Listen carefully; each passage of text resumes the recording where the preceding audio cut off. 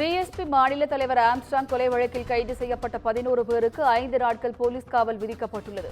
அது தொடர்பான அண்மை செய்தியை தற்போது பார்த்துக் கொண்டிருக்கிறோம். பிஎஸ்பி மாநில தலைவர் ஆம்ஸ்ட்ராங் கொலை வழக்கில் கைது செய்யப்பட்ட 11 பேருக்கு 5 நாட்கள் போலீஸ் காவல் விதிக்கப்பட்டுள்ளது.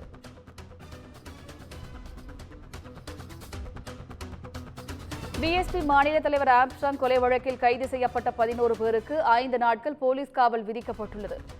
அது தொடர்பான அண்மை செய்தியை தற்போது பார்த்துக் கொண்டிருக்கிறோம்.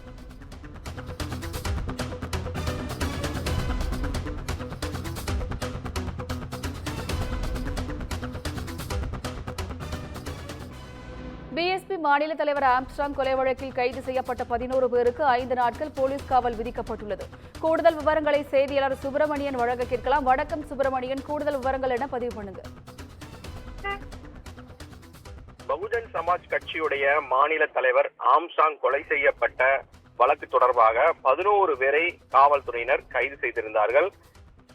ரவுடி ஆற்காடு சுரேஷுடைய சகோதரர் பொன்னை பாலு உள்பட மொத்தம் 11 பேர் கைது செய்யப்பட்டிருந்தார்கள். அந்த கைது தொடர்ந்து 11 பேரும் நீதிமன்ற காவலுக்கு சிறையில் அடைக்கப்பட்டிருக்கிறார்கள்.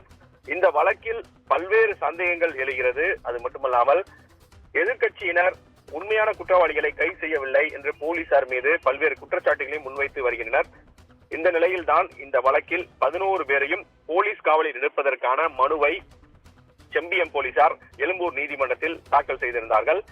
7 நாட்கள் காவல் கேட்டு போலீசார் தரப்பில் மனு தாக்கல் செய்யப்பட்டிருந்தது. அந்த மனு மீதான விசாரணை இன்று வந்தது. வீடியோ கான்பரன்ஸ் மூலமாக 11 பேரையும் போலீசார் நீதிபதி முன்பு ஆஜர்படுத்தினார்கள்.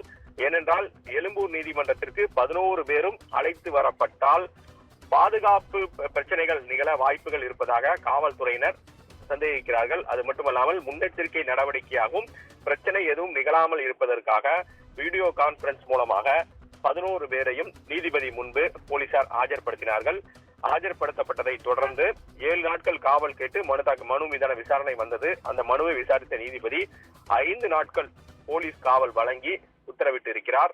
இந்த கொலை வழக்கில் தற்போது சிறையில் அடைக்கப்பட்டிருக்கிறார். அதாவது பூந்தமல்லி கிளை சிறையில் 11 பேரும் அடைக்கப்பட்டிருக்கிறார்கள்.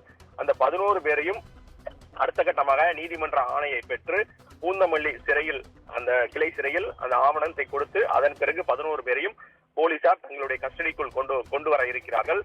5 நாட்களும் பல்வேறு கட்ட விசாரணை நடத்த போலீசார் திட்டமிட்டு இருக்கிறார்கள். குறிப்பாக கொலை நடந்த இடத்திற்கு நேரடியாக அழைத்து சென்று விசாரணை நடத்தவும் போலீசார் திட்டமிட்டு இருக்கிறார்கள். இன்னும் இந்த கொலை வழக்கில் பலர் தலைமறைவாக இருப்பதாக சந்தேகம் எழுந்திருக்கிறது. அது தொடர்பான விசாரணையும் நடத்த போலீசார் திட்டமிட்டு இருக்கிறார்கள்.